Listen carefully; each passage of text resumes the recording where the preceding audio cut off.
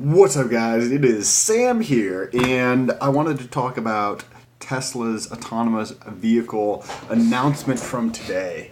I had a chance to watch the whole thing live, and I rewatched part of it. I thought it was very, very interesting, some of the things that they're going through, but I wanted to talk specifically about the fleet learning and the neural network, which I thought that was very intriguing, the presentation on that, and wanted to go over some of the points and just some my thoughts along with that. But before I do that, make sure you press that subscribe button and just gently tap on that bell notification.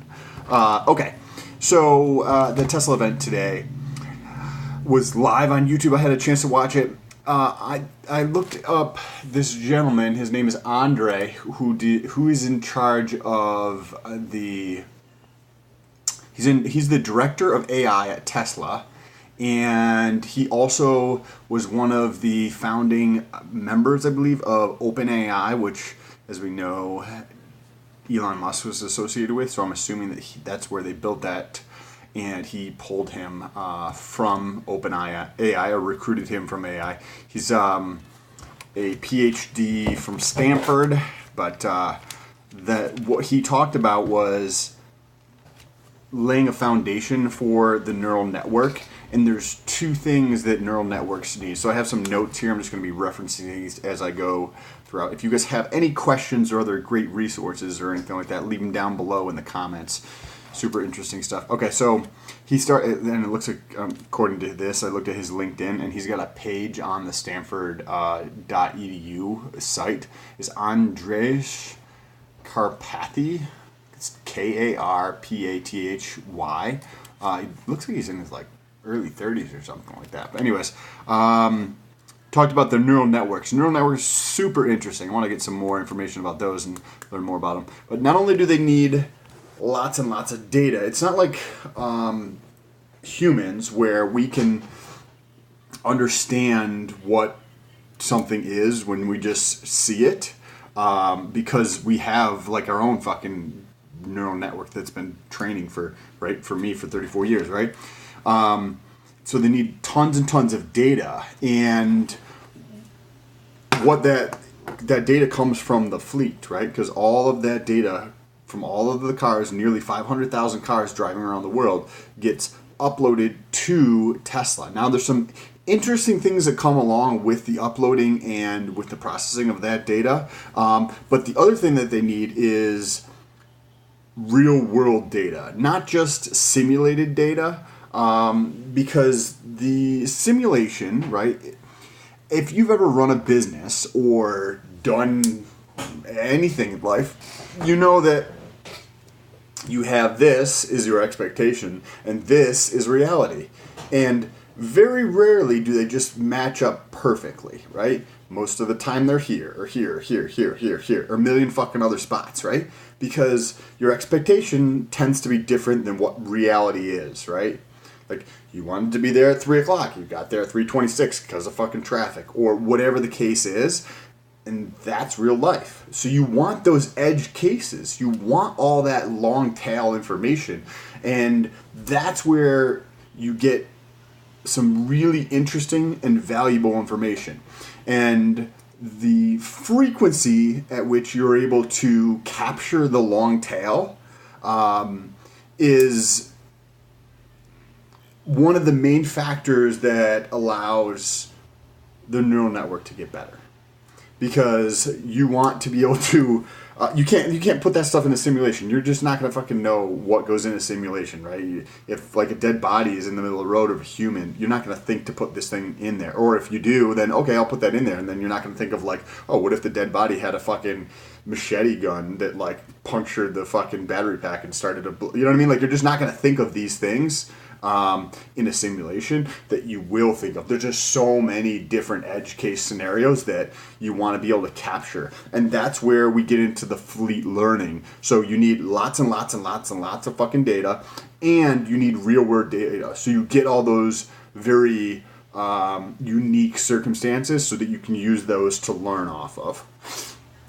And the frequency which you're able to capture those edge cases allows you to iterate faster and faster. So the more cars out there, the quicker you're able to iterate and improve upon what you already have out there.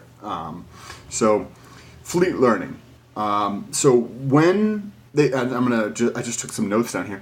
When they find something that's recognized as incorrect, so the AI will predict something, right? Like they'll predict that this car is going to get in front of here, or they'll predict that the road is going to go this way, or the lane is going to go this way, or this person is going to continue walking, or this bike, or whatever the fucking thing it is. And that is incorrect from what the prediction versus reality, right? This doesn't match up. It's here or here. Like when those don't match up, what they do is they capture that data, whether that's a video or it's just an image, and then they label it. And so there's also some ways that you can actually automate the labeling process for certain things. There's a couple of different techniques that Andres, or however you pronounce the H at the end of his name, talked about, and that was very interesting. But you capture this case, right, where reality and expectations were not met. You know what I mean? They were different. And then you take that and you label it. And then this is the super cool part. Then there's a mechanism after it's labeled that tells the fleet of 400,000 plus cars, right? Going to be 500,000 relatively soon. It tells the cars that they want examples of this, right?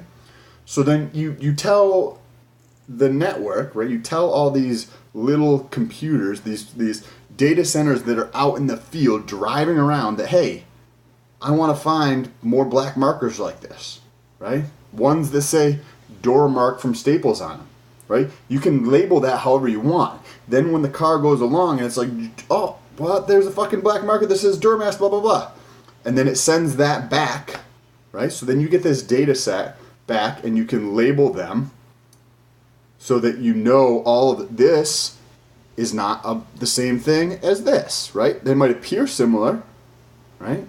But once you get enough data around this, the neural network will learn that this is different than this, right? This one's thicker. It's got a different length in it. It has this end, which has a weird, the flat edges on it, all that kind of stuff. The neural network learns all that stuff. So once you do that, then you send that back to the network, right? The fleet learning network of just the vehicles. And you'll test it again. And that's where you get the shadow mode. So you can test it in shadow mode to see how it actually performs, right? So if originally you had your reality versus your expectations, and this is the prediction from the car, and they were here, right? And then you asked for more spots where this was happening in the real world, so you captured, several 100,000 of those instances, right? And this could be a very fringe case. This could be a very low probability event, but you can capture more of these more frequently because there's so many cars on the road, right? So say you capture another 75,000 of those events happening, right? Because they're very, very long tail. Then you go from this to something where it's much closer. The predictive value is much closer to actual reality. And once that, because you're going to get false positives, but you're also going to get false negatives. And that's, like in statistics, would be a type 1 or type 2 error. Basically, say take a car driving on the road and another car that just cuts in front of somebody, right? So sometimes the car is going to predict that the car is going to cut in front of it, and it won't cut in front of it, right? So that would be a false example. Other times it's going to be driving along, and there's not going to be any predictor, and this is going to cut over, right? So you're going to have a false positive, and you're going to have a false negative, when it will do it and when it won't do it. And that's where a type 1 or type 2 error in statistics comes in. Now, some super interesting stuff that I don't think anybody else really picked up on, or over the next couple of days you won't read anything about, is, well, first of all, the ability to just do that and have that automated where it pulls that data back back, and then it's already labeled, and it's just a continual learning engine, I think is what they were calling it. Is super interesting on how they actually do that. And just the sheer pace at which they are able to do this process of capturing all these strange cases, like where a car might be flipped over, right? We might not see that every day. But because you have almost 500,000 vehicles on the road, you're bound to have 1 or 2 or 7 of those vehicles, or 26, you know what I mean, of those vehicles see a car that's flipped over, right? Then you could pull all those examples, and you have that per day, right? So if you have 75 of those examples per day, then you're able to feed that data back into the neural net, right? Because it needs lots and lots and lots of data, but you also want to have all those weird circumstances in there, so it allows them to learn much faster. The data center in real world, looking for what is ever needed. So this is what I picked up on that I don't think anybody's going to talk about, is the ability for the cars to do this, right? So they want to pick up and see these things and then get it sent back to Tesla. Think how that could be applied to other things. Just right off the top of my head, and I didn't put a ton of thought or looking into what this or how this could be used, and this is complete conjecture on my part, but think about, say if there was a missing persons alert for somebody, or say somebody escaped from prison, right? And they're on the lookout, and we have maybe some footage of this person in the jail, right? So we know what they look like from a physical standpoint, their whole entire bottle. Then maybe they had a Facebook, right? So we know what their face might look like from the images from Facebook. And we could feed this into the car to tell the 500,000 or 1 million at this point when we get there, cars to look for somebody like this. Somebody fucking amazingly looking with some big biceps. Thumbs up for that, right?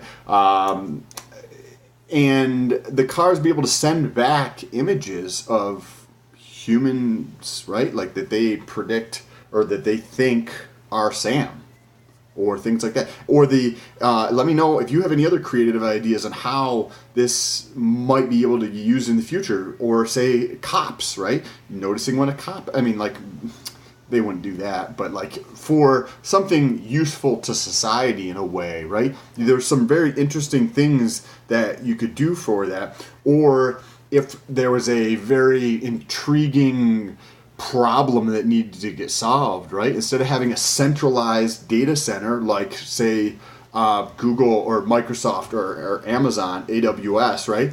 Like I think Microsoft is Azure or something like that. Instead of having this centralized data processing center, you could have it all decentralized in all these little cars, right? And you could send it out for them to do some type of data processing. So you have people who pay Tesla for these like individual nodes around the world that can do data processing for free or virtually free. And people will pay for this so that Tesla can have these nodes all around, which increases the value to Tesla with the more people who purchase these cars, the more people who use these cars.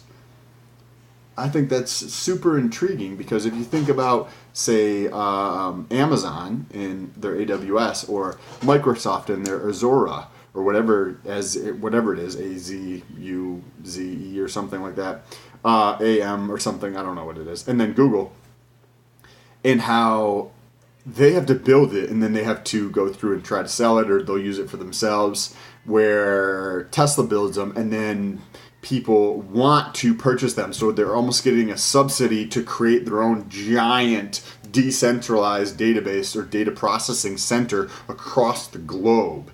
That's some interesting shit.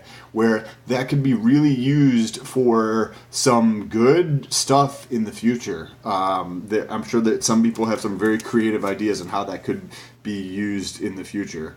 Also, according to Elon, full self-driving where somebody can fall asleep at the wheel, according to Tesla's belief, like regulators are probably not going to agree with it, and they're probably not going to publicly say this because for lawsuits and other reasons and liability. But Elon Musk said Q2 of 2020. That's a year away, when they expect full self-driving where you can fall asleep, not even look out the window.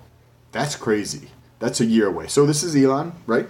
We do know that sometimes his predictions are slightly off. But then again, if you think about predicting on a linear scale versus predicting on a exponential scale, it makes a big fucking difference. So let me just draw a quick example here, right? So if you were to say predict on a linear scale, right? You could predict here, right? It's linear growth. So you could predict here relatively easily, right? You just extrapolate that out. When you have something that's exponential growth, right? You could have something here, and then this be 6 months later, right? So you get this much growth, but then you could have 6 months later be up here, and you have that much growth. The growth is actually increasing. So I think that is how Elon Musk is thinking about this, is the exponential growth, where we've been in this process down here, and we're getting up here where the rate of growth is just going to be insane. But that'll be very interesting how that plays out.